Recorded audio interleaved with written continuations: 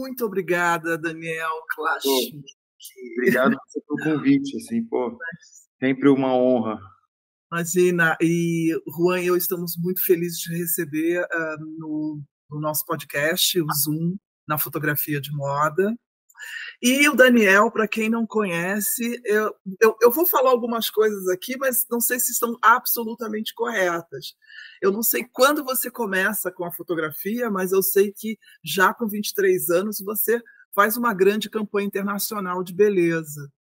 E logo, eu não sei também, 2004, você já está ali como um dos fotógrafos mais importantes, recebendo aí, né, exposição e tal, participando de exposições junto com outros grandes fotógrafos.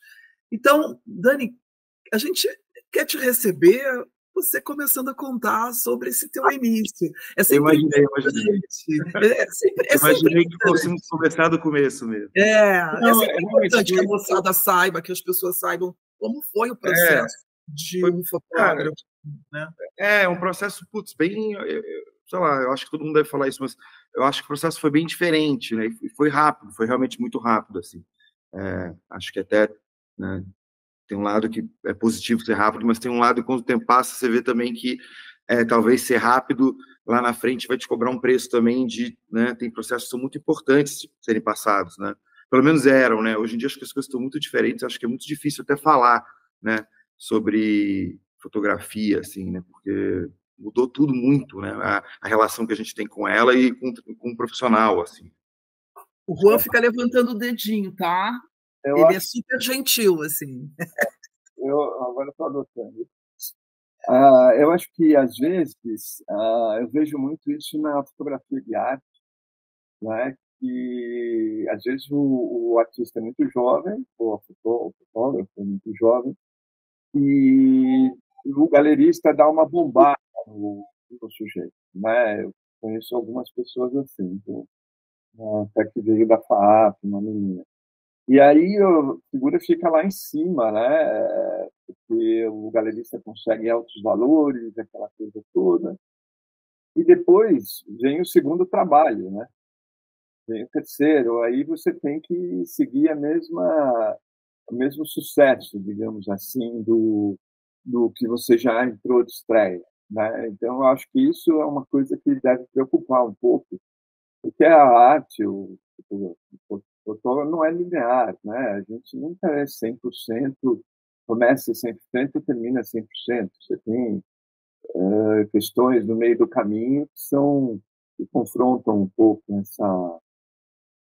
esse sucesso total, né? E aí sobra uma grande bomba na mão do artista, do fotógrafo, né? Não sei se é bem isso.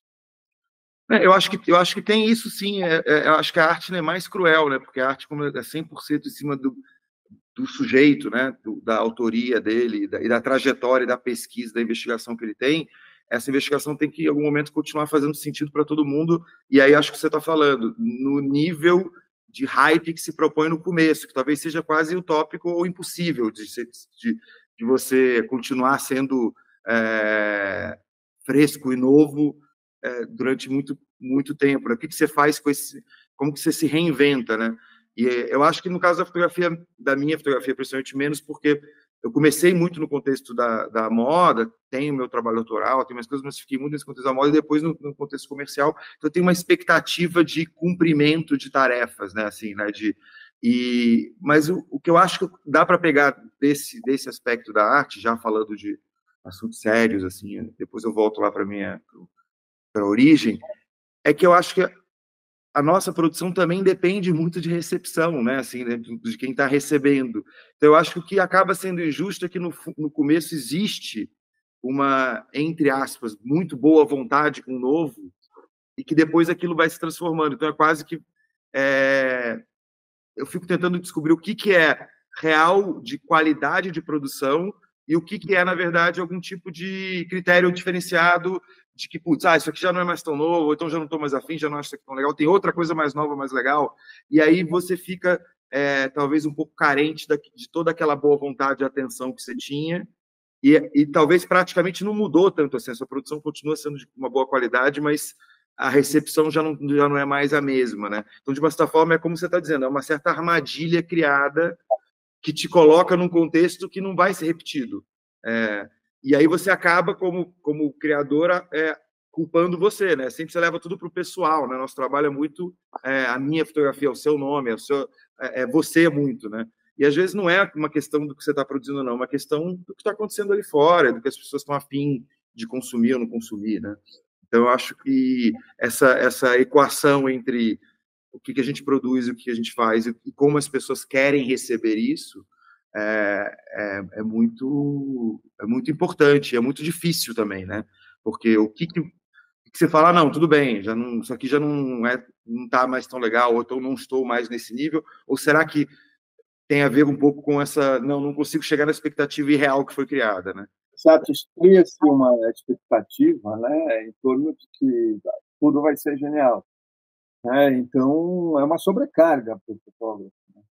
Eu acho que eu posso dar aqui o meu depoimento, porque eu me lembro muito bem quando eu vi as primeiras imagens do Daniel, que eram imagens quentes, né? Imagens com calor, que até então a gente não tinha visto.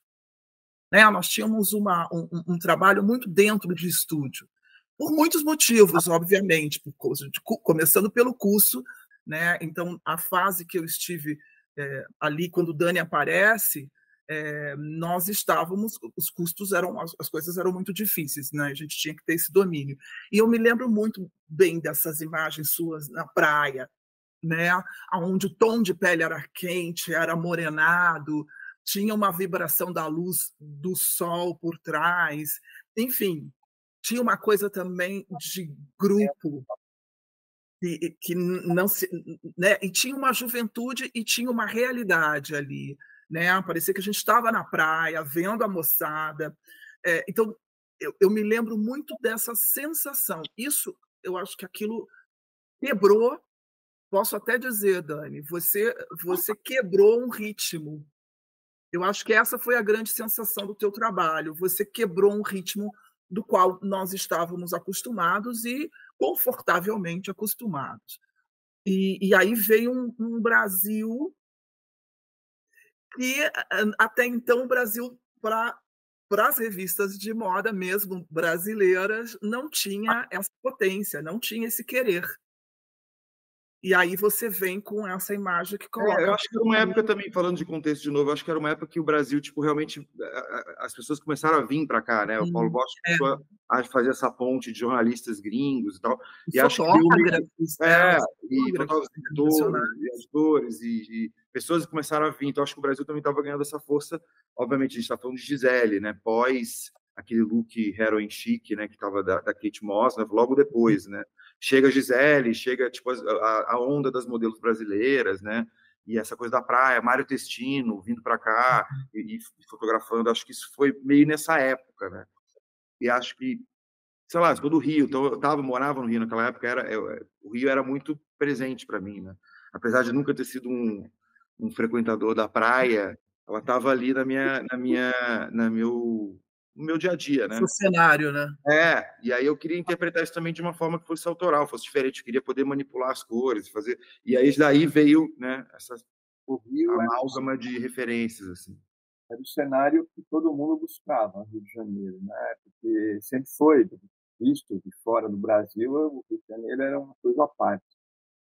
E que foi uma espécie de ruptura ali, quando você entra com aquelas imagens mais saturadas e tudo, aquela luz que ficava um pouco mais escura dentro, né? Mas você tinha aquele céu. Como é que surge isso aí no seu trabalho? Cara, eu falando um pouco de começo, né? Eu comecei com quase quando eu fiz 20 anos, eu peguei um trabalho no estúdio do Garrido, né? Fui assistente do Garrido, eu fazia comunicação social na PUC. E eu tocava desde de menino, eu gostava de música, queria ser músico e tal. E aí, na hora da faculdade, eu falei, putz, cara, acho que isso aqui não vai dar muito certo de eu botar todas as fichas nessa carreira. O que eu posso fazer que seja meio, ainda um pouco livre e meio genérico, já que eu não tinha nenhuma vocação mais tradicional, né, para, sei lá, engenharia era muito humana, sempre fui muito humana. Aí eu fui fazer comunicação como uma maneira geral de tipo ver o que eu queria fazer. E aí no meio da faculdade eu nem fotografava, no meio, assim, segundo período, acho que eu lembro que peguei uma câmera, comecei a querer fotografar, né? Porque essa coisa, a faculdade te coloca em contato com várias coisas, né? Cinema, fotografia, design. E aí eu comecei a gostar e achar que tinha uma coisa ali de expressão, de olhar, assim, pô, como a música tinha essa coisa meio muito da autoria dos músicos, que eu sempre era o que mais chamava a atenção, poder reconhecer esses caras e cada um tem um approach em relação a sua música e como isso era importante, né? Cada um trazia uma voz e tal. E aí eu vi que na fotografia daria para fazer coisas, é um universo paralelo parecido, né? Assim, meio tem um paralelismo ali de ponto de vista, de contar histórias, de assinar ou de olhar ou de mostrar para as pessoas, dar a sua opinião em relação às coisas através da música ou da fotografia. E aí eu conheci essas, que também são super minhas amigas, que é a Constança Basto, filha do Paulino e da Fernanda, que depois virou uma estilista, teve uma marca e tal, mas ela era minha amiga da faculdade, assim. Ela falou, você gosta de fotografia porque você não vai ser assistente, a gente acabou de conhecer um fotógrafo super legal, Luiz Garrido, ele tá precisando de assistentes aqui. Cara, assim, eu não sei, isso foi uma coisa muito louca, porque eu não tinha a menor ideia do que era ser assistente de fotografia, o que era uma fotografia comercial. Para mim, fotografia era bem uma história meio, sei lá, o mais próximo do comercial que eu sabia era talvez o fotojornalismo e fotografar o Rio e suas mazelas e problemas, e isso era uma coisa que não me interessava muito na época. Meu pai trabalhou na Block Editores a vida inteira, assim, eu frequentava lá Parque Gráfico e vivia ali vendo as revistas, a revista Desfile. Então, a revista sempre me interessou como imagem, mas nunca como produção. E aí, sei lá, porque eu fui lá no Garrido, passei lá e tal, e ele veio, falou rapidinho, ele tinha um primeiro assistente, o Kaká, foi meu grande professor também, e aí ele falou, você vem aí, fica aí, é segundo e tal, não sei o que, não sabia nem o que eu ia fazer. E aí fiquei lá, no final acabei ficando quase 4 anos lá, que foi a minha grande formação, passei o primeiro ano como segundo, o Kaká estava saindo, o Kaká foi embora, eu assumi o lugar, e fiquei com o primeiro dele mais uns 3 anos. Então, acho que quase 4 anos de formação real, assim, de 19 até uns... Uma De 3 eu universidade. estava saindo, e eu já estava saindo porque eu já estava fotografando, já estava trabalhando. E lá foi muito legal porque o Garrido tinha um predinho ali em Botafogo, né, que é a Casa da Foto, que era um laboratório profissional. Então tinha um laboratório profissional que atendia as editoras, né, revista Caras, revista Manchete, revelava para vários veículos profissionalmente. E tinha o estúdio dele e o estúdio de aluguel, né, que alugava o estúdio para Jussara, para o Bob, para o Miro, para a Vogue. E aí, muitas vezes, eu fazia um pouco de tudo lá. O Garrido estava sem foto, eu ficava no estúdio do Garrido. O Garrido estava com foto, eu ia com o Garrido para foto. Final do dia, como parte do meu pagamento, eu podia usar o estúdio, podia usar equipamento até um certo ponto, podia ampliar. Então, assim, foi uma faculdade para mim de fotografia, em termos de que você aprendi o que é ser um fotógrafo comercial, o que é se colocar, como se cobrar, né? Qual é a profissão, como é que funciona essa profissão. E, ao mesmo tempo, aprendi a revelar, ampliar, tudo que tinha a ver com fotografia, você podia aprender ali se tivesse interesse. E foi uma imersão, assim, total, né? Tipo, meus pais moravam na Barra nessa época, então era muito longe, muitas vezes eu dormia no estúdio. Para poder, tinha que pintar o fundo à noite, pintar de preto para branco, de branco para preto, e muitas vezes eu ficava lá. Então foi realmente foi um intensivão, assim, que me preparou bastante tecnicamente. E aí nesse lugar era um lugar de pesquisa também. O Barreto tinha muita literatura, muito livro, tinha muito arquivo, e aí em busca dessa coisa meio jovem também de ter uma autoria, ter uma assinatura, querer, tipo, processar as imagens de um jeito meu, assim, eu comecei a experimentar com filtragem, com flash, com câmeras e gostava muito da Hassel. O Garrido, Hassel, que ninguém mais usa Hassel. No final dos anos 90, estava todo mundo usando Pentax, Mamiya e tal. E eu, cara, olhava tudo que era de Hassel, eu gostava, assim. Achava bonito, achava uma sharpness da lente, quadrado. Não sei, achava tudo... Era o que eu queria, assim. Aí, tanto foi a primeira câmera mais importante que eu consegui juntar para comprar, eu acabei comprando essa Hassel. E ela tem essa coisa de sincronizar 500, né, 1.500 avos, então eu consegui usar flash na praia. Para outdoor, fotografia outdoor, ela é ótima. E esse sincronismo que é na lente, né, ela permite que você tenha um flash, consiga usar o flash com uma luz intensa, né, que sempre foi difícil para o pessoal, porque não tinha abertura para isso. Então, eu usei um pouco desse recurso. Eu lembro que a primeira vez que eu sei lá, testava várias coisas, tudo que eu podia fazer, eu fazia, né? Tanto que eu fiquei meio conhecido ali nas fotos de divulgação, né? Conhecia muita gente que era DJ, tinha essa coisa das festas, das raves, e aí tudo que eu podia fazer de foto de divulgação para as pessoas, eu fazia, me oferecia a fazer, né? Tinha o estúdio do Garrido para usar, né? E aí saía muito no Jornal do Brasil, no Globo, assim, as fotos de divulgação. Por quem que tá fazendo essas fotos de divulgação super diferentes e tal? Então era sempre um trabalho de pesquisa, de tentar aplicar o que eu estava vendo, o que eu estava querendo achar de alguma maneira, e olhando, obviamente, para os clássicos da fotografia e também para a pintura, para coisas que estavam me interessando na época. E aí, uma vez eu fazia um editorial, acho que com o Rogério S. para Sui Generis, uma revista que ele tinha no Rio, e aí ele tinha um moda masculina, a gente foi fazer na praia de Copacabana, eu falei, vamos fazer em Copacabana cheio, vamos fazer toda aquela bagunça de Copa, e eu levei a raça, eu fiz com flash, filtrei e tal, e eu gostei, foi a primeira vez que eu olhei, falei, putz, tem um negócio aqui, cara, gostei dessa mistura de várias coisas aqui, de começar no hopper e terminar no filtro amarelo, e tem o sol, tem a praia, e também usar as pessoas que estavam lá de uma maneira mais programando mais, e que nem a gente estava falando, com um custo meio zero do editorial, né? Vamos lá, leva esses caras para a praia, vamos fazer um editorial aqui, vamos ver o que sai disso aqui, né? Sem muita programação. E aí, a partir dali, eu peguei isso e dali eu fui levando e tentando aplicar isso meio como uma história, assim. E virou meio que, acho que uma marca, assim, né? Daquele período, daquilo de produção, assim.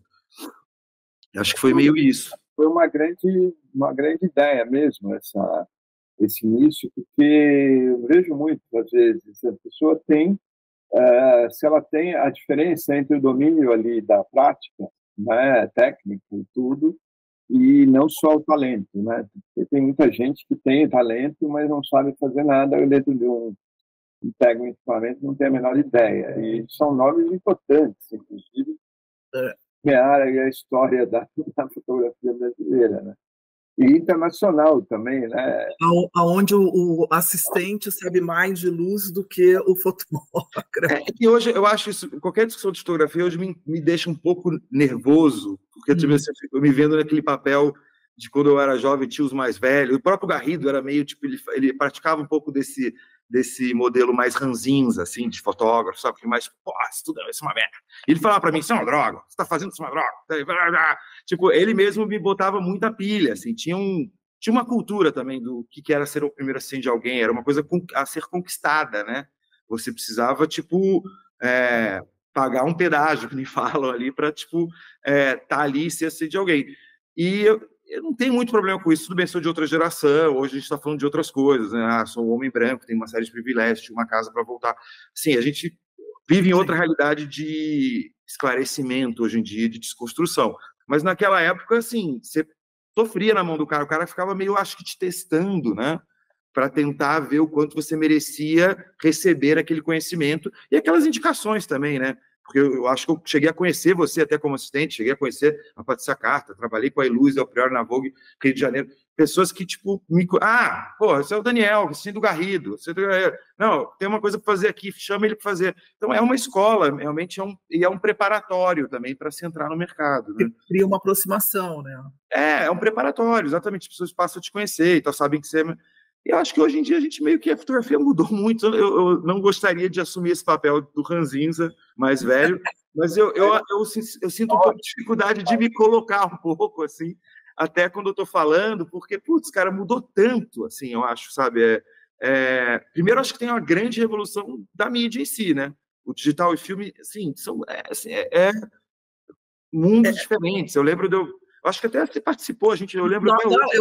Eu fui a mediadora da conversa, lembra? E eu lembro de eu falando, gente, mas tudo que eu gosto foi um evento, analógico. Eu não me lembro o ano, mas foi um evento logo no início do digital, e me convidaram para ser a mediadora de uma conversa entre fotógrafos. Eu não me lembro, eu não sei se Bob estava lá. Bob estava. Eu, Bob, Miro. E aí estava você e acho que estava a Sabrina também como modelo. A Oscar, eu acho também, da Oslin. Era uma coisa de moda, tinha os fotógrafos e foi uma troca de sensações em relação a quem ainda não tinha usado o digital, quem já estava usando o digital, como se via isso. Foi um momento realmente de ruptura. Eu demorei muito assim para usar e eu lembro o dia, eu lembro claramente o dia que assim Eu estava fazendo uma campanha de publicidade, tipo, e aí o meu agente, que era o Marcelo Schaffer, era tipo, não, pegamos aqui a campanha grande, não, tá bom, beleza. E aí ele começou a falar com a Art Buyer, né, a afinada Art Buyer, porque não existe mais Art Buyer, agora virou tudo RTV, por causa, né, dessas mudanças de mídia. Só explica um pouquinho que era uma... Art Buyer é o departamento da agência de publicidade que cuida da produção das fotos, né?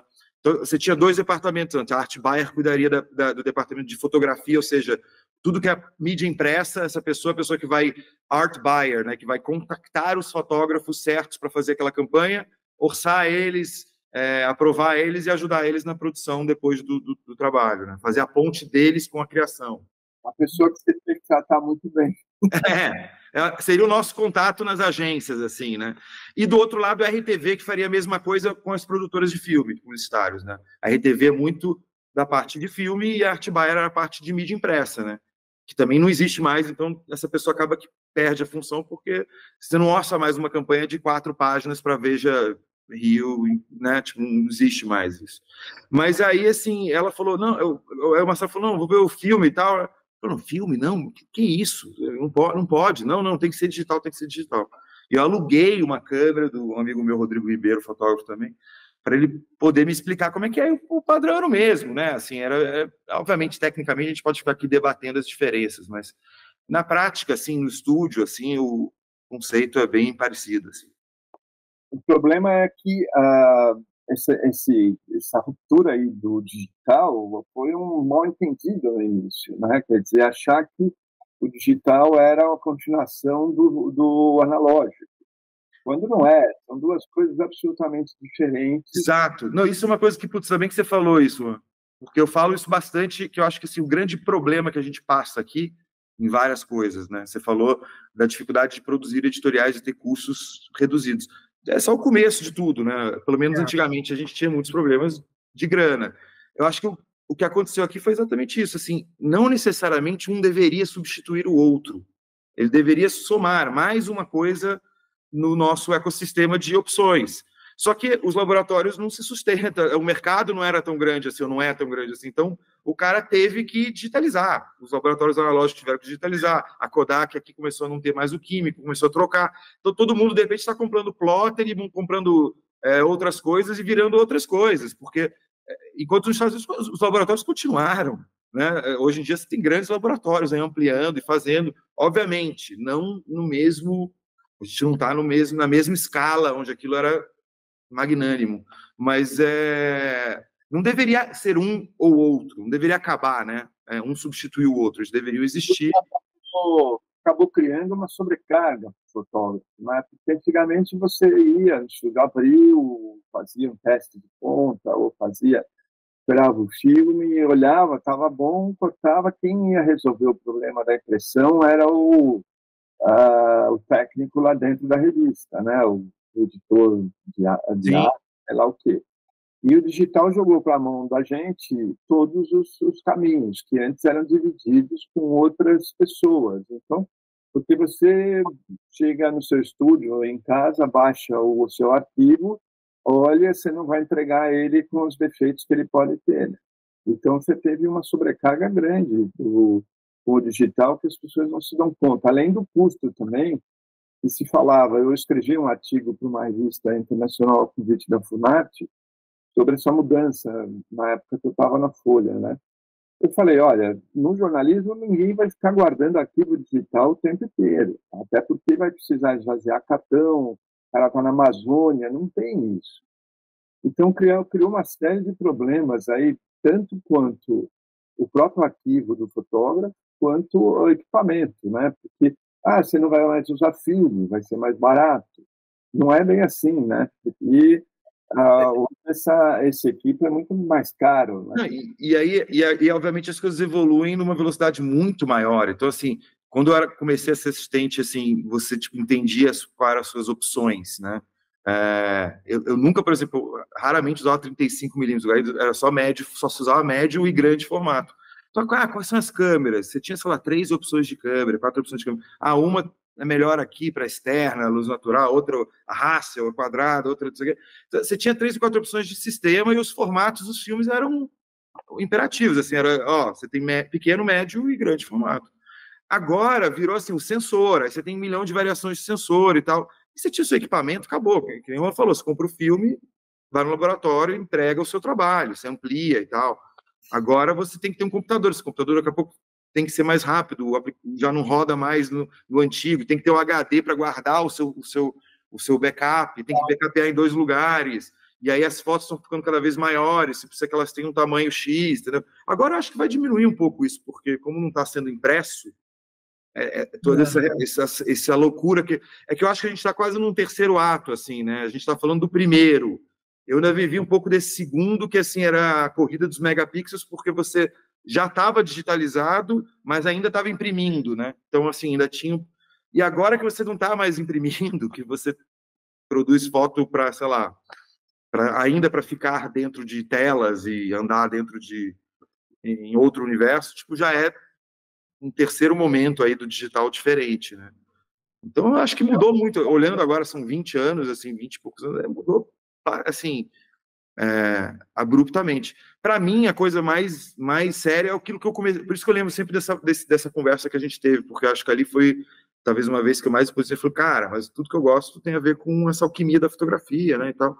Não tenho muita vontade se isso mudar. Profetizando de que realmente mudou. E, obviamente, você se adapta, mas eu confesso que tem várias vezes que eu ainda me sinto muito perdido, assim. E não comercialmente, porque comercialmente você entrega e você, tipo, domina a técnica lá e faz. Mas no meu trabalho autoral, acho que sofreu muito. Eu fiquei muito meio perdido sobre continuar a fotografar no autoral dentro do digital, não. Continuar no filme, mas é tão difícil fotografar em filme. Não só do custo, mas até mesmo a maneira com que se manipula esse material hoje, né? É muito diferente, entendeu? Você tem que ter um laboratório pessoal. Tem os laboratórios dos amigos e tal, mas assim, não tem mais a mesma... Dá trabalho, dá muito mais trabalho, né? Eu lembro que eu fiquei eu fui híbrido numa certa parte. Eu fazia também com a raça em negativo, mandava revelar e já digitalizar. Então, até que isso funcionou. Agora, o problema é que existe uma obsolescência programada, né? Ele te leva... Tudo que você compra hoje na mídia fotográfica, ela vai caducar daqui a 2 anos. Nem isso, às vezes, né? O que é uma chatice, né? Na verdade. E antes, você tinha sua câmera, você usava ela bastante, aí você dava ela de entrada, pegava uma melhor... E aí ia subindo com a qualidade, né? Hoje não tem isso, mas se acabou sua câmera, você não vende mais. Ninguém quer mais isso aí, não tem mais valor.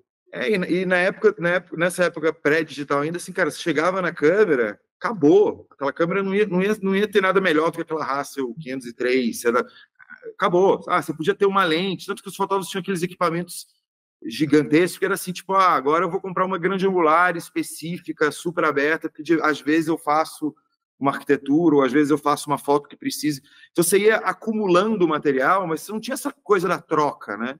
Era uma acumulação de materiais específicos muito para usos, né, específicos, mas você tem uma 4x5, acabou, você não vai comprar nada melhor do que isso, né? Você pode comprar mais lentes, ou até comprar outro sistema de outro formato, mas você não vai precisar, daqui a 2 anos, se preocupar em trocar a sua Sinar, ou a sua Hasselblad, ou a sua Mamiya, entendeu? Tipo, é outra história, realmente, assim, tipo, E é isso, eu sinto uma dificuldade de lidar com essas, né? Porque eu olho, eu acho que a gente se acostuma a ver digitalmente, acha legal e tal, mas aí quando você olha as coisas analógicas, os prints analógicos e as fotos de uma época, você fala, caramba, putz, não, eu acho que eu gosto mais disso aqui, meu olho vai mais para isso aqui, né? É o que eu gosto mais, assim. Acabei de sair da exposição do Kudelka no MS, que eu até fiquei surpreso, né?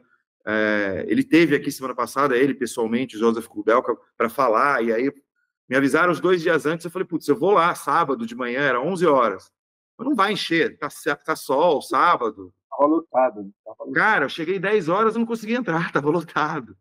Então, assim, é isso que eu ia comentar. Eu acho que tem aí também os mais novos ainda com esse olhar para o passado e desejando voltar. Eu acho que os novos eles têm essa nostalgia que eles não viveram, para essa sensação da revelação, que realmente, cara, revelar, né? Eu me lembro também, a fotografia entrou na minha vida na época da faculdade também, no miolo ali da faculdade, e eu me lembro de no laboratório a revelação, aquela sensação da imagem aparecendo, aquilo é, né? E aí a exposição inteira é 100% de prints analógicos, prints feitos em laboratório, prints de gelatina, de prata, tá? Cara, tipo, é assim, é lindo, né? Maravilhoso. Você fala, cara, um tempão que eu não vi, assim, uma exposição de 100% de cópias feitas em ampliador mesmo, assim, sabe? E é muito legal. E eu acho assim, tem uma juventude, a minha filha, tipo, tá começando a gostar de fotografia de um jeito que, assim, filme, porque eu acho que eles ficam buscando... Só que eu acho que também é uma reinterpretação, porque eles também buscam meio que o erro, essa coisa meio que diferencia. E aí, nisso, também tem vários laboratórios menores que revelam de um jeito que, assim, a gente está acostumado com revelações muito precisas. Você fica assim, às vezes dá uma variada aqui, tudo bem, porque eles recebendo isso, eles gostam desse, entre aspas, erro, né? A minha filha também fotografa com câmera analógica e adora, eu fico vendo aqueles filmes escuros. Eu vi esse subexposto, com aquele grão meio de subexposto. É um novo olhar sobre aquilo que a gente conhece, já não é mais nosso. Eu já não sou o dono dessa fotografia, já está sendo reinventada e reinterpretada por outras pessoas. Mas é diferente, eu acho, sabe? Eu acho que... Eu não sou das viúvas do filme, tem muitas viúvas do filme aí. Uma vez eu lá que, pelo amor de Deus, o pessoal postava uma foto lá, mequetrefe, e ficava ali. Não, foi feito com a câmera tal, com a lente... não, isso é uma loucura, gente. E coisa e tal, até que eu saí daqui e eu comecei a aguentar. Havia uma proporção entre o resultado e tudo aquilo, né?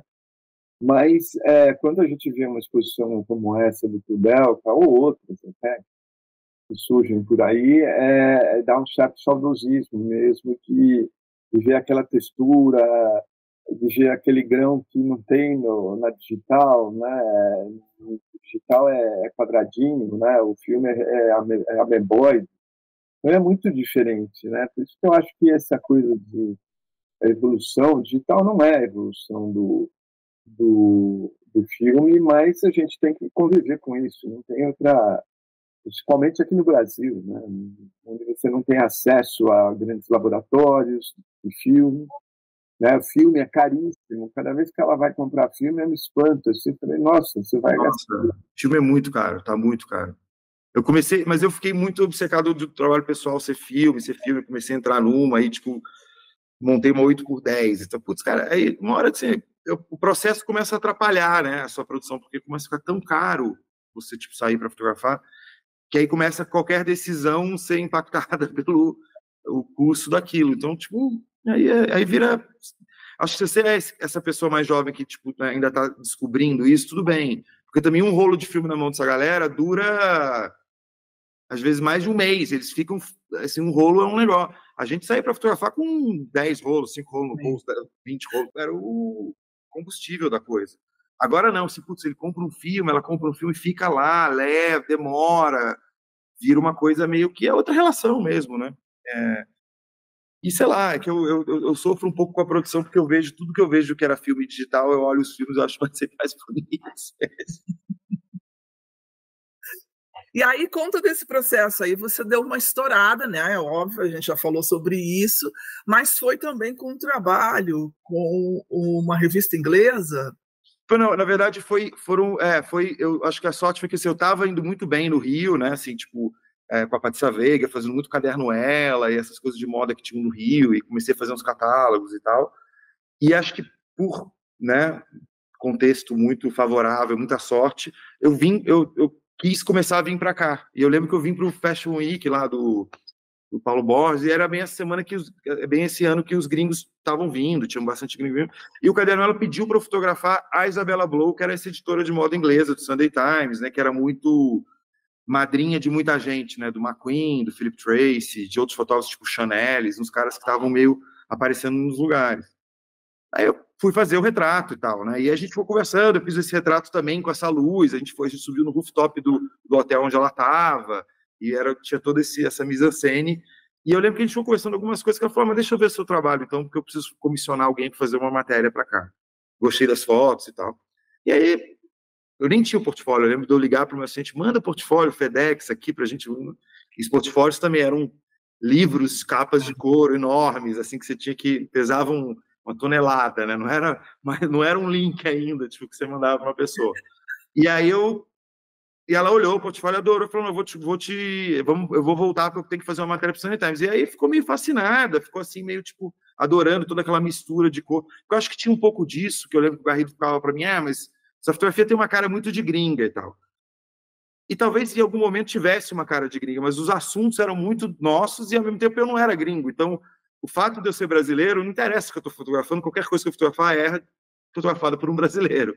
Então, eu acho que para o gringo não tinha muito esse preconceito de parecer gringo, só parecia uma maneira meio nova, talvez, de interpretar o Rio, o Brasil, né, ou as coisas que eram nossas. Então, fez muito sucesso. E aí, acho que algumas semanas depois disso, antes dela voltar a fazer o Sunday Times, o Steven Gann, que é o editor da Visionaire, que era uma revista americana, mas era uma publicação muito de prestígio na época, assim, né?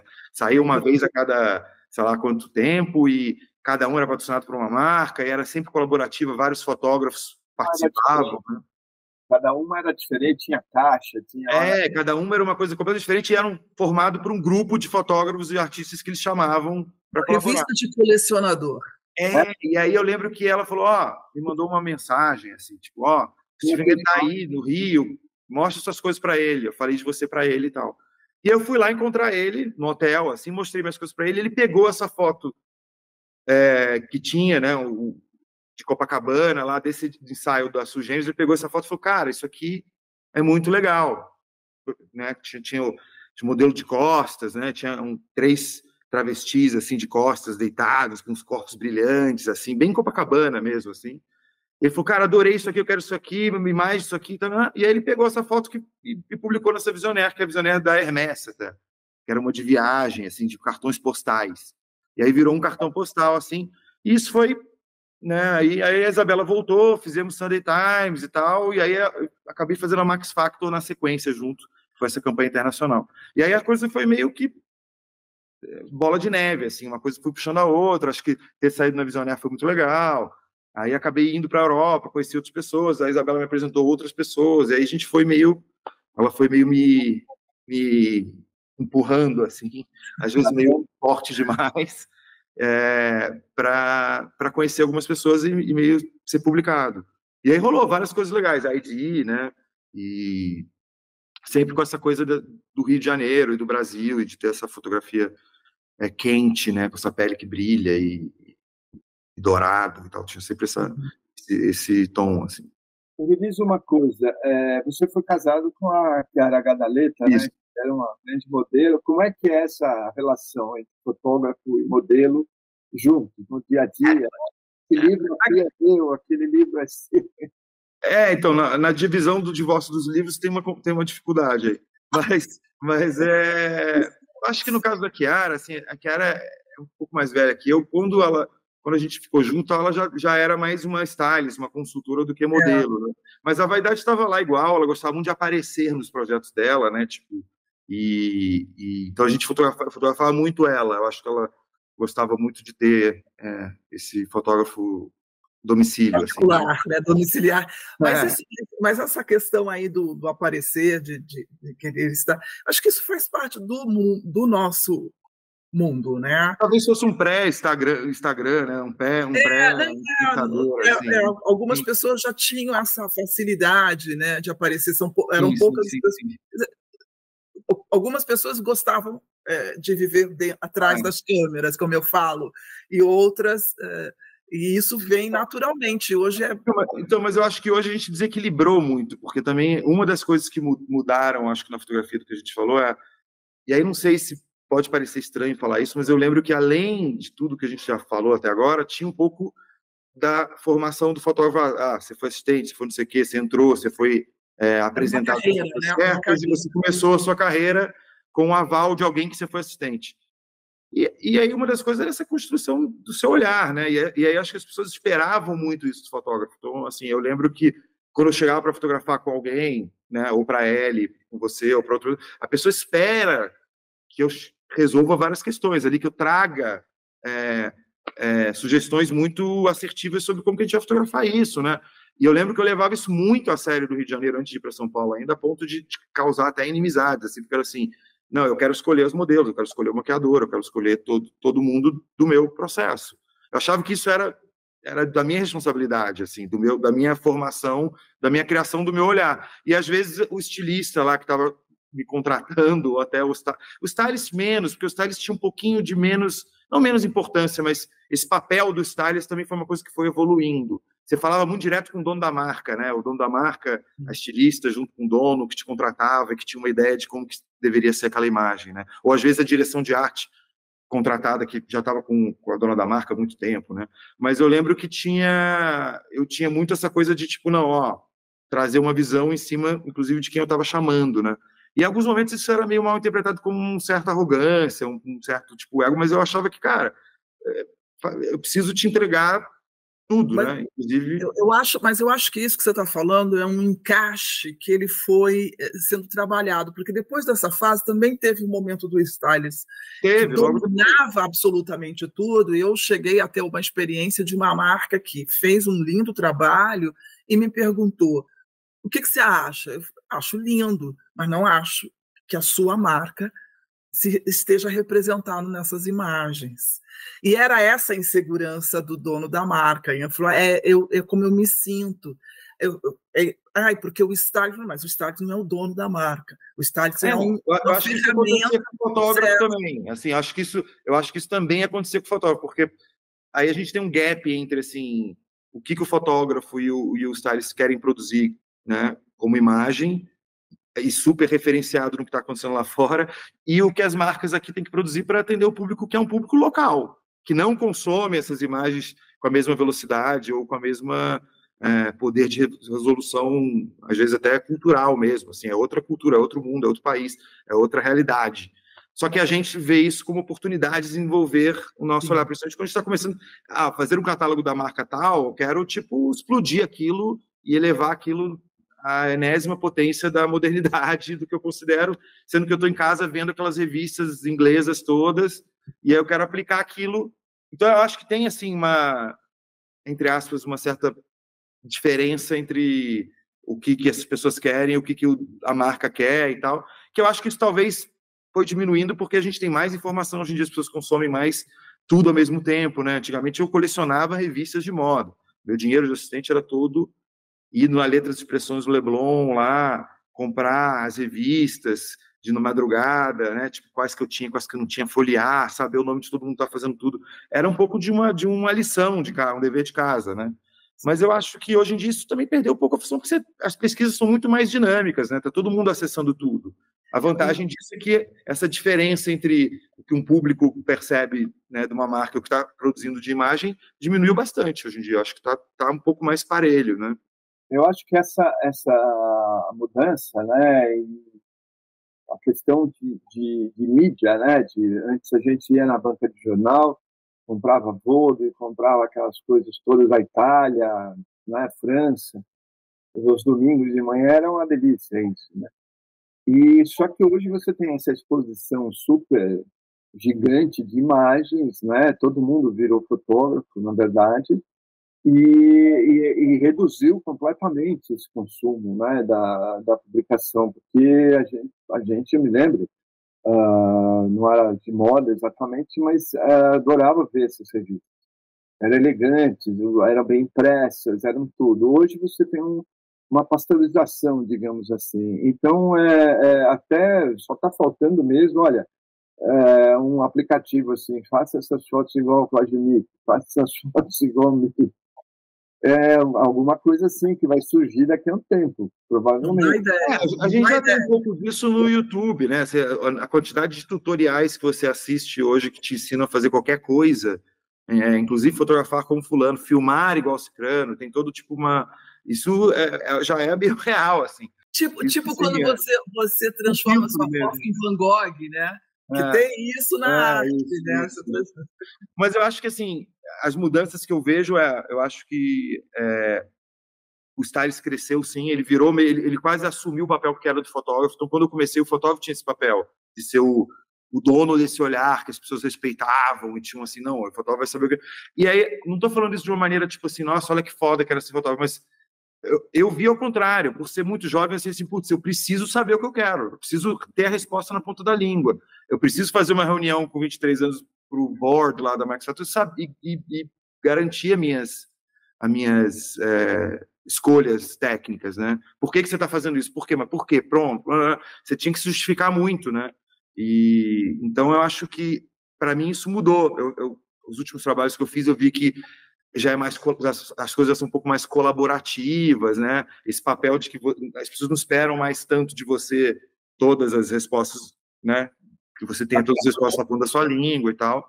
Mas ao mesmo tempo você foi perdendo também o controle das coisas e a coisa foi sendo mais colaborativa e também mais, ao mesmo tempo, mais amorfa, né? Porque quando também vai ficando mais colaborativo, vai ficando mais também com menos cara, eu acho, sabe? Porque aí cada um vai, todo mundo, agrada todo mundo, sei lá, não acho que é por aí. Com menos cara do fotógrafo. Sim, eu acho que exatamente. Eu vi na Vanity Fair, falando em stylist, né, a Marina Schiano, né, você olhava um ensaio, você já sabia que era dela. Nem às vezes via o nome do fotógrafo. E aí tem um TED, tem os making-offs, por exemplo, da Vogue, né? E eu vi um do Destino, fotografando no meio do mato lá, tinha 30 pessoas, entendeu? Ele estava lá, tinha 3 computadores ligados, não sei como, no meio do mato lá, devia ser grandes, né? Devia levar um gerador, e todo mundo, ele clicando, e aí vem aquela reunião, vem uma reunião para saber se está bom ou se não está bom. Eu lembro do Stupakov estar desesperado nos últimos dias de vida dele, que ele falou, olha, não aguento tanta gente dando palpite na foto. Eu acho que mal ou bem, assim, mais assim, óbvio que a gente vê logo, assim, é como o digital mudou essas coisas também, porque eu lembro de ter uma relação com os meus Polaroids, por exemplo. Era uma relação muito assim, meus assistentes sabiam que, assim, cara, não pode mostrar o Polaroid para ninguém até que eu fale que tá ok. Você tinha um processo de chegar na foto. E aí você, tipo, ninguém tá participando desse processo, a não ser você e a modelo ali. Às vezes o assistente é mais pro lado, mais pra esquerda, calma aí, não cheguei ainda, troca de lente e tal. Aqueles Polaroids sendo usados e jogados fora, escondidos ali em algum lugar pelo assistente. Aí se mostrasse, deixasse alguém pegar aquilo antes de você estar pronto. E aí você estava pronto, falava, beleza. Aí você ia lá mostrar e falava, ó, é isso aqui. É meio isso aqui. E as pessoas falavam, é meio isso aqui, tudo bem. Vai lá e faz agora. E todo mundo relaxava, ia para o catering, tomar café, e você ia fazer sua foto a partir daquele ponto, né? E aí também tinha uma certa confiança de que a partir dali ia ficar bom. Agora é um controle total, porque eu estou clicando antes de eu ver o que eu estou fazendo. Você já viu, porque o computador está plugado atrás de mim, longe da foto, e está descarregando as imagens assim. Então eu não estou vendo o que eu estou clicando. Aí quando eu chego lá para ver, já tem 5 pessoas que já têm um parecer sobre tudo que está acontecendo e o que tem que ser mudado e tal. Então, assim, é uma mudança, né? E eu acho que a gente também... outra coisa que eu vejo, que eu chamei meio de... Eu acho que os fotógrafos viraram meio diretores de arte, eu acho, sabe? Os fotógrafos mais novos que eu acompanho, que eu acho que são fotógrafos talentosos, que criam imagens bonitas, eu vejo eles como grandes diretores de arte. Eles são muito mais, assim, entre fazer o mood board, conectar essa construção de cenário e tal, né? Do que realmente a fotografia, porque eles têm um assistente que realmente já me faz tudo, monta a luz. A gente tem aí pessoas que estão se titulando light designers, né? Além do primeiro assistente, agora tem um light designer, eu ouvi falar isso outro dia. E aí ele ganha um pouquinho mais, mas ele realmente vê o que você quer fazer, ou seja, você mostra o mood para ele e ele monta aquilo para você. Cara, eu gostaria de não julgar isso, mas na verdade eu julgo porque é muito longe da minha... É muito assim, cara, sério? O mais legal você vai tirar da minha mão e outra pessoa vai fazer. Então, tipo, porra, às vezes eu fico um pouco sem entender essa nova ordem mundial. Mas é um pouco aqui, eu vejo isso bastante, assim, é isso. O cara não está tão preocupado em dominar aquela técnica, tem alguém que vai cobrir ele nisso, né? Ele só está meio preocupado, talvez, em pegar referências, em construir. Eu acho que tem uma coisa de direção de arte ali, que, assim, no final das contas, as imagens são belíssimas e está tudo certo. Eu só acho que é uma maneira diferente de lidar. Acho que Antes eu achava ruim, agora eu falo, não é bom nem ruim, só é o que é hoje. É como a gente tem que ficar olhando, né? Porque senão a gente fica olhando com vício, de um vício de uma tendência. E aí é aí que eu acho que a gente fica antigo, né? Quando a gente começa a falar, tem que ser do jeito que aquele jeito era o melhor, aí não, hoje as pessoas produzem imagens muito bonitas que eu acho que seriam muito difíceis de produzir na época que eu lembro assim coisas que eu brigava muito às vezes por uma questão, tudo bem, era um contexto, né? Mas eu lembro de eu brigar muito na Vogue por assim, cara, não posso fazer um editorial que seja quadrado, que tenha bordas brancas e que eu use todo o meu negativo de raça. Vamos fazer preto e branco. Tudo era uma briga com vocês o tempo todo, tipo, para a gente poder fazer alguma coisa um pouco diferente em algum lugar, né?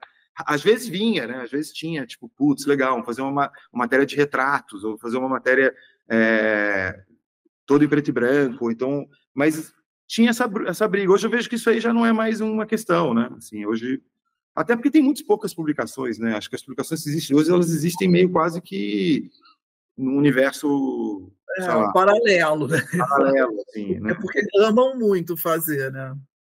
O público, principalmente, ele mudou, né? Ele está menos exigente, eu acho. Inclusive, né? Você tem não tem uma cobrança ali por uma coisa mais especial, né? Que era justamente esse insight do fotógrafo, né? Eu vivi uma fase onde o consumidor, né, que o leitor, ele tinha um poder de, se ele não entendia, a coisa não funcionava. Então também tem um pouco disso. Eu acho que essa fase, eu vivi revista 95 a 2007, né? Então, e depois fui para revistas customizadas, mas essa história do consumo, o leitor não vai entender, e ele não entendia, e a revista era meio um diário de como usar. Sim. Então tinha toda esse por trás, né, que brigava com a possibilidade de se fazer coisas muito diferentes, né? Depois vem hoje a fase tipo, revista não tem mais essa força, não tem mais eu acho que as pessoas também consomem bem mais informação. É que a gente está falando. As pessoas hoje consomem informação das redes, né? E mesmo ali elas existem, né? Os bem básicos e existem as coisas mais diferentes. Mas as revistas não têm mais o papel único de informar. Sim. Mas elas filtravam, né? Elas filtravam tudo que estava acontecendo e dava para o leitor. Hoje, com a internet, que é um veículo fantástico, mas que a maioria não sabe usar aquilo, né? Tanto é que você vê tanta mentira, tanta bobagem. Eu estava lendo um livro do Humberto Eco falando sobre isso. Um personagem que foi inventado e ele correu a internet, todo mundo falando sobre uma coisa que nunca existia. Então, você tem aí uma enxurrada de informação, tanto que moda, você tem, sei lá, tem milhares de pessoas que ensinam maquiagem, que ensinam a se vestir. Você abre aquilo lá, vem aquela enxurrada de que é chato no Instagram, por exemplo, não é? De pessoas que estão se vestindo ali na sua frente. Né? Então, eu acho que as revistas elas tinham um filtro melhor, não é? Até porque o alcance, no caso das importadas no Brasil, eram caras, né? Não era todo mundo que podia comprar uma revista. E agora não, se abre o Instagram, todo mundo virou stylist, todo mundo virou modelo e todo mundo virou fotógrafo. Então complicou, esse filtro deixou de existir. Então, como ter o retorno da sua produção fotográfica hoje é um problema, né? Dani, antes da gente entrar no cinema, né? Antes da gente entrar nessa sua fase, eu queria saber um detalhe. Você teve uma força tão grande com a linguagem que você criou, que eu queria saber como foi essa quebra, né? Porque uma hora você teve que também se reinventar, buscar um outro caminho. Como foi esse momento e como não é nem questão de saber o que, mas como você buscou essa... Cara, eu tenho, assim, meus amigos, assim, a minha mãe, inclusive, meus amigos, eu sou muito inquieto, assim, né? Tenho um pouco desse problema, assim, tento resolver na terapia. Que eu tô sempre meio... Não tô muito satisfeito nunca onde eu tô, assim. E aí, naturalmente, assim, tem uma hora que eu falei, legal, fiz isso aqui e tal, e eu fiz muito disso, e agora eu quero fazer outra coisa, né? E eu lembro que o que eu vou fazer? Obviamente você volta para os clássicos, aí começa a fotografar mais em preto e branco, começa a querer, tipo, fazer mais estúdio, fazer outras coisas que tem uma cara diferente, mais luz natural, né? E eu lembro que comecei a fazer documental, aí fui fazer o Piscinão de Ramos, aí fiz aquele ensaio sobre Piscinão, que também tem um pouco daquela luz, mas quero fazer uma coisa que não tem que dirigir ninguém, só chegue e as coisas estejam acontecendo, eu consigo enquadrar de um jeito mais intuitivo, mais solto as coisas, né? Não tão, sei lá, não tão...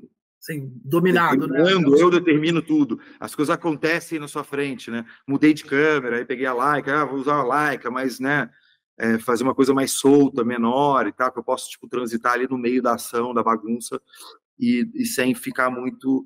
Então você fica buscando essas coisas, assim. Eu acho que depois eu vi muitas cópias, muitas referências de coisas meio parecidas que eu estava fazendo. Isso dá um pouco de nervoso, assim. E acho que, sei lá, eu acho que de uma maneira geral eu meio que... É que enchi o saco, eu não sei se eu soube lidar bem com isso. Eu acho que também é um pouco do que a gente falou no começo da conversa. Talvez muito cedo, tudo muito. Uma hora eu achei que assim, putz, sei lá, eu acho que eu quero fazer uma coisa mais natural, mais isso aqui. E eu comecei a, sei lá, perder a vontade de fazer mesmo e acabei buscando o colo na publicidade. Que foi o que meio que aconteceu. Tudo bem, eu casei, eu vim para São Paulo, né? Eu lembro que alguns amigos me ficaram, que São Paulo você vai perder muita coisa do seu olhar, do seu trabalho. Eu falei, não, que isso, São Paulo tem as histórias para serem contadas também. Mas eu vim para cá, eu fiquei um pouco meio perdido, tentando contar algumas das histórias aqui, mas não tinha a mesma capilaridade para mim, a mesma pegada do que as coisas que eu via no Rio, né, por ser de lá, ter nascido em Copacabana, ser carioca, ter feito meus pais, tudo isso. Eu não sei, acho que é uma coisa que hoje em dia eu questiono um pouco, e aí eu fui acolhido pela publicidade, porque a publicidade pelo menos me dava um lugar meio seguro de que eu não precisaria ser autoral, ou ser criativo, ou ter todas essas respostas, ou ser essa... Tô ali botando o peito para frente, assim, tipo, o tempo todo, né? Acho que eu fiquei um pouco cansado, um pouco meio frustrado, talvez, ou sei lá, sem muito saber para onde ir. Ali acho que aqui eu vou resolver o que eu tenho que resolver, eles vão pagar bem para resolver, tecnicamente, tá tudo certo, né? Por mais que, obviamente, eles queriam que fosse eu fazendo, também tinha, obviamente, um lugar conquistado, me parecia que eu podia pegar um fôlego aqui para ir para outro lugar, né? Porque não precisava dessa... A fotografia de moda ela é meio cruel nesse aspecto, né? Porque você assina aquilo, é você o tempo todo brigando pelas coisas, e aí se não ficar bom por algum outro motivo, é você que paga por isso, amanhã é outro cara, é outra novidade, outro negócio, é muito você.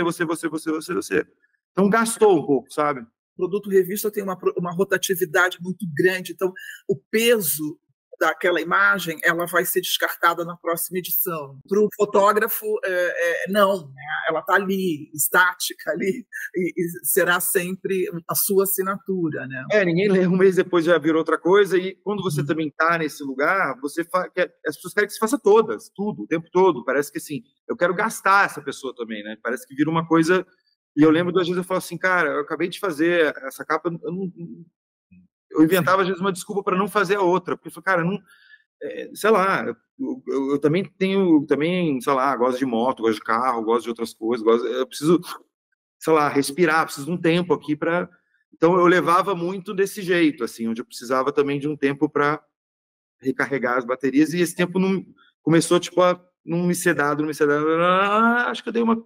Falei, cara, pum, não quero mais. Nós conversamos com a Nana semana passada e ela fala exatamente, Nana Moraes, e ela fala exatamente sobre isso em relação às capas, que ela dominava as capas da editora. Sim. E ela chegou a um ponto que ela não suportava mais sair do Rio de Janeiro e ir para São Paulo fotografar uma capa, né? E não sabia dizer ainda. Não exigia dela também que fosse com aquele padrão, com aquela luz. Se ela quisesse fazer uma capa completamente diferente, ia ser uma dificuldade. Então, eu lembro, eu não sei quem me falou isso em algum lugar, assim, não sei se foi o Lula Rodrigues, finado Lula Rodrigues, que foi super legal, um cara que eu acho genial, assim.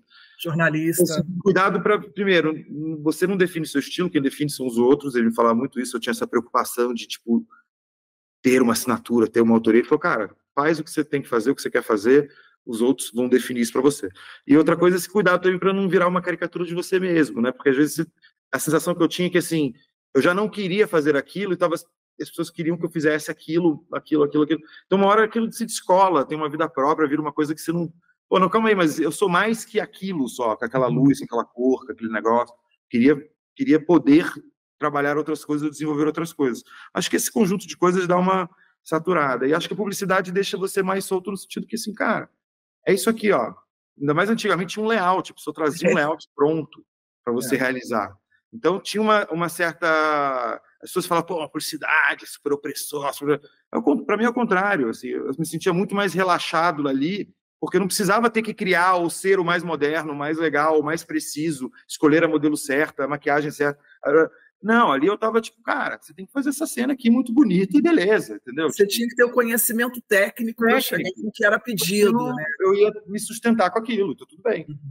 Aí eu acho que eu fiquei até um pouco tempo demais ali, porque aí depois também você não consegue muito mais voltar, e você não quer mais também, né? E as coisas vão mudando e tal. E aí dali eu fui pro cinema, que eu achei que era... O tutorial era muito autofágico, assim, Sim. Ele consumia. Autofágico eu acho que é uma perfeita definição. E aí o cinema, conta dessa sua história no cinema. Eu acho que, putz, foi meio naturalmente, assim, vamos, sei lá, começar a filmar, todo mundo falava imagens e movimentos, você começa a coisa 5D, né, e tem toda aquela coisa de filmar junto e tal. Mas é engraçado, porque eu também fiz uma trajetória meio esquisita de novo, assim, olhando agora, porque eu falei, eu vou dirigir os filmes publicitários, né, vamos fazer filmes publicitários, que é o natural. Então você como fotógrafo de moda, publicitário, você vai entrar na produtora e vai fazer filmes de beleza. Aí eu fiz alguns filmes de beleza, que acho que era o lugar onde naturalmente os fotógrafos de moda são colocados, assim. São filmes técnicos, né, e tal. Mas eu comecei a fazer e achei um saco. Eu falei, cara, isso aqui não é... Primeiro que é completamente diferente da foto, né? A fotografia de cinema é muito diferente da fotografia estilo. E aí eu comecei a achar meio, mas...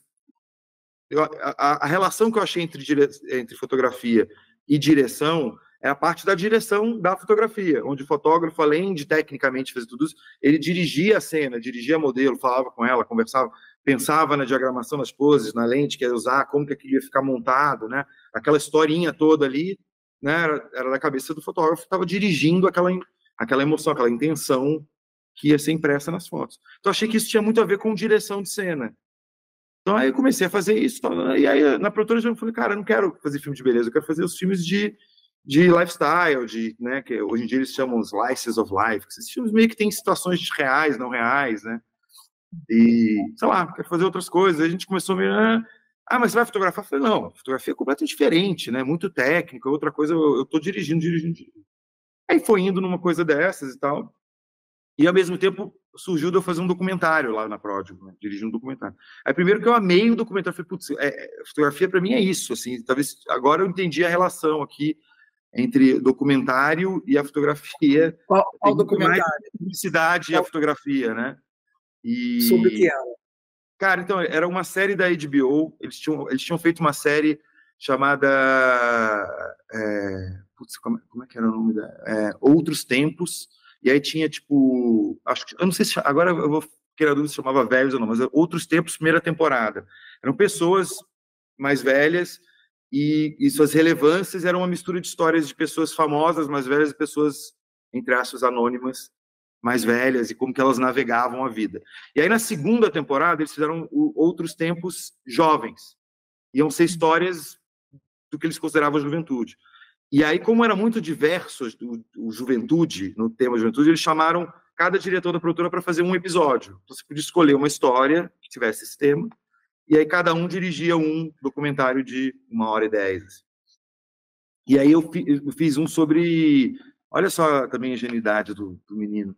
2016 isso. Eu resolvi fazer... A minha filha estava tipo, crescendo, estava umas coisas... Eu falei, vamos fazer essa coisa do feminismo, essas organizações, dessa juventude super, tipo, vamos desconstruir, vamos combater o machismo, o patriarcado, todos esses coisas que a gente ouve muito mais hoje, né, e em 2016 estava começando a ouvir, acho que depois da coisa dos 20 centavos e todos esses movimentos, né, essas organizações jovens, assim, na sociedade que a gente viu acontecer, rolou os coletivos feministas dos colégios, né, e eu lembro que tinha essa coisa, aí, o não binário, o trans, o banheiro para um, para outro, gênero, começaram a questionar tudo, e eu achei isso interessante, aí falei, cara, eu quero investigar isso, até como curiosidade própria, como um pai de menina crescendo. E a gente fez sobre coletivos feministas, eram 2 personagens, uma menina de colégio estadual, que tinha acabado de passar por todo aquele processo de ocupação, PM, negra, toda essa história toda, e uma outra menina do coletivo feminista do Santa Cruz.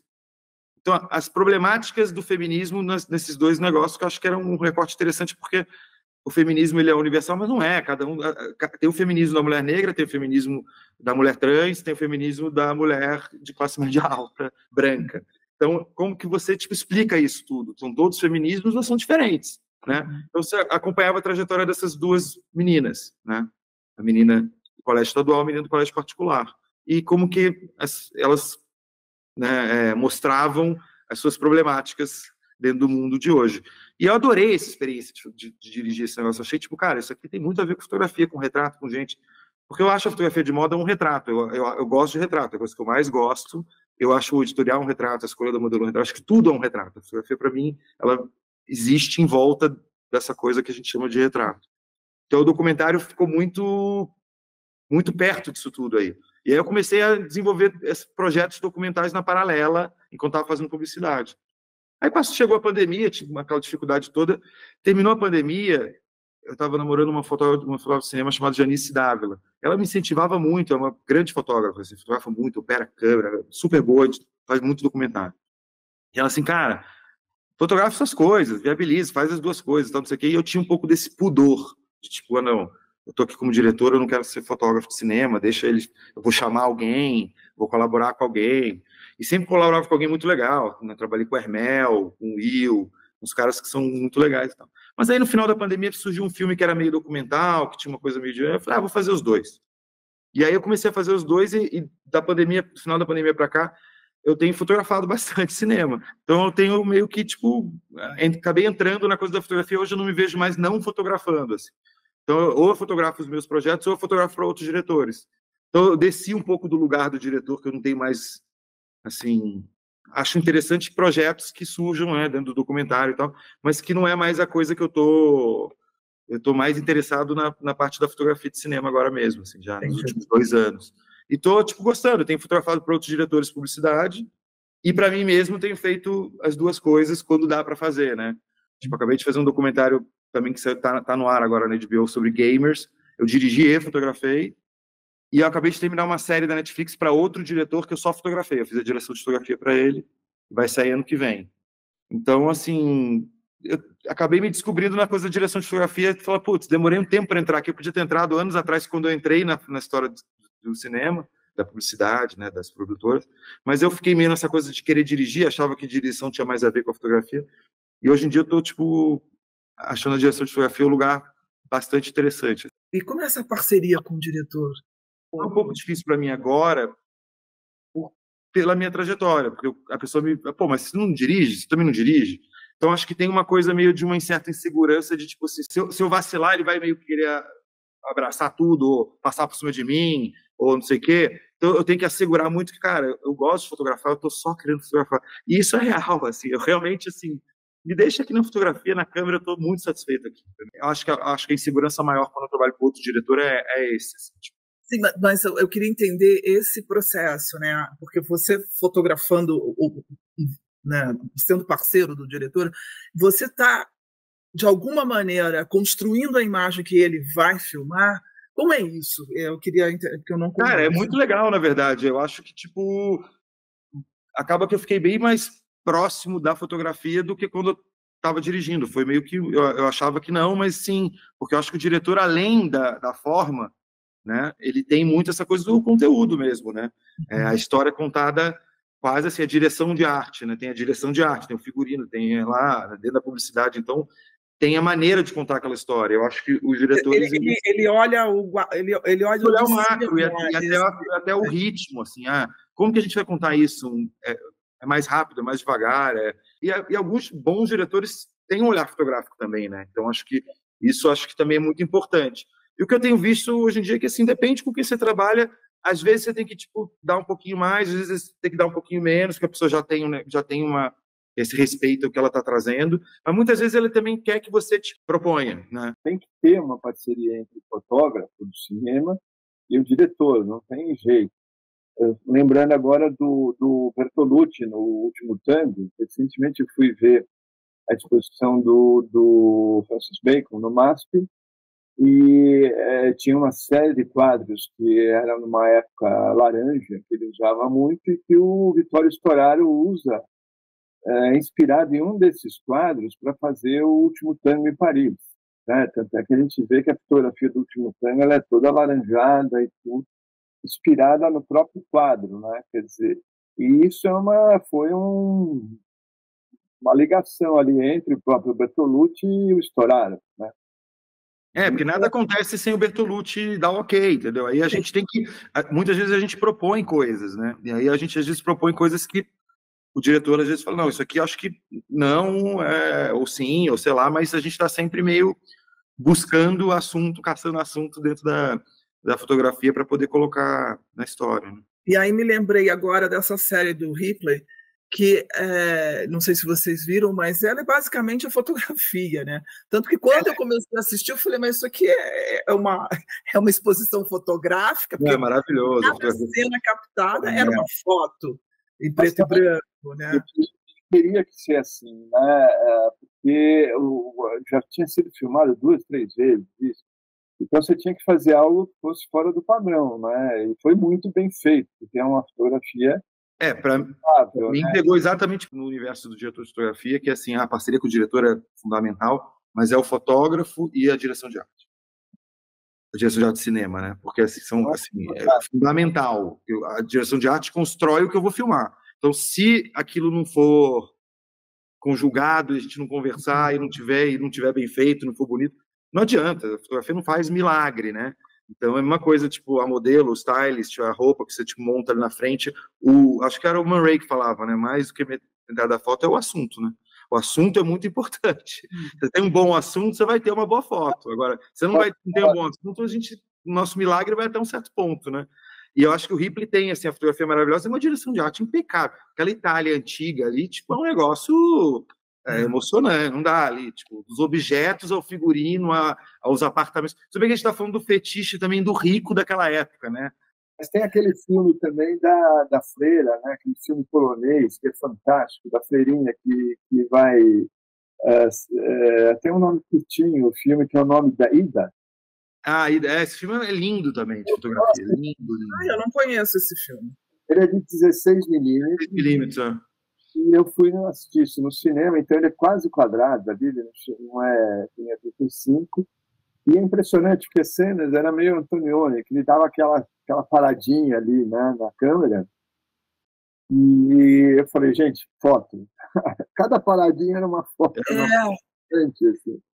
Não, tem uns filmes que são assim, você fala, cara, tipo, esse filme aqui é uma foto, né? Tipo, então é isso, seu Daniel. E aí, bom, mais alguma coisa que você queira contar, uma novidade? Não, acho que eu acabei enfiando agora os últimos projetos, tá, né? O que eu fico, até por causa da fotografia de cinema, é querendo voltar a produzir alguma coisa, tipo, de fotografia que seja meio fora do contexto comercial. E é difícil, é um pouco do que a gente falou, é difícil, não sei se são muitas opções, e aí você fica ainda meio, tipo, né, tem vou filmar isso, fazer aquilo, é muita coisa, mas eu tenho me dedicado mais ao filme mesmo. Tecnologia, você tem que pesquisar todas as coisas, opera a câmera, agora tem muito mais brinquedo, né, esse negócio, assim, entre aspas. A fotografia tem uma coisa solitária, individual, que é muito bacana, assim. No cinema é o oposto, você precisa ser colaborativo desde o início, você não faz nada sozinho, você tem uma equipe gigante, você precisa estar toda hora meio trocando com eles o tempo todo, né? Mas então, talvez a liberdade de você, exatamente como você falou, esse exercício seu, né, pessoal, que não envolve mais ninguém, e talvez só você e o teu instrumento, que é a câmera, sem também os artefatos, Isso né, em volta de tudo por aí, a busca é essa, eu acho. Talvez seja um bom exercício para um olhar maduro. Sim. Né, um olhar já com uma experiência, eu não sei, estou aqui, é que me veio agora você falando, falei, puxa, mas isso pode ser o grande lance, né, a grande diferença, assim, né, todo o teu conhecimento. Eu acho que a busca é meio essa, assim, de sair para fotografar só, sabe? Eu sempre achei legal isso, mas ele é uma produção muito maior, não é, do que a fotografia. Isso aqui é o, não é, Daniel? Ela tem muito mais gente trabalhando junto, tem muito mais questões, mas é bárbaro, né? Avise os filmes que você está fazendo aí para a gente ver. Vou. Ano que vem sai essa da Netflix, eu mando uma mensagem para vocês lá, que não posso falar o que é. Que foi o maior, assim, eu fotografei, foi grande, foi bem interessante, assim, Legal. De equipamento, né, tem toda uma... Outro dia eu vi um filme do Anton Corbijn, aquele fotógrafo. Sei, puta, ele tem dirigido os filmes há muito tempo, né? Aquele com o George Clooney, a fotografia, você olha o filme e fala, acho que eu lembro que ele fez aquele do Ian Curtis, né, que era... americano, com o George Clooney, que ele é um assassino. Não, esse eu vi que ele vai para a Itália, fica escondido na Itália, né? Mas ele fez um preto e branco, acho que foi o primeiro, talvez seja a estreia dele, que era o biopic do Ian Curtis, do Joy Division. É todo em preto e branco. Esse é um pouco demais, porque acho que é o primeiro filme dele, tem uns planos meio parados, meio foto, assim, também. Tem na Netflix. Eu adoro o trabalho dele, aquele como é que chama? É litografia, não é litografia. Não, o preto e branco dele era super, tipo, meio solarizado, meio contrastadão. Né? Sistema que até cheguei a fazer umas cópias desse processo, que chama Litprint, que é como se fosse uma litografia, aprofunda os negros da foto. Ele é maravilhoso, eu adoro esse cara. Ele tem coisas bem bonitas mesmo, cara. Muito obrigado, querido, aí pelo tempo, foi ótimo. Poderíamos falar mais horas aqui. Sempre. O tempo é que nos impede. Dani, muito obrigada. Obrigado a vocês, foi um prazer. Apoio. E você sabe, né, que esse projeto do podcast é na verdade, uma tentativa de transformar futuramente num documentário sobre a fotografia de moda que a gente já chegou a conversar. Queridos, obrigado. Um prazer te ver aí. Falou.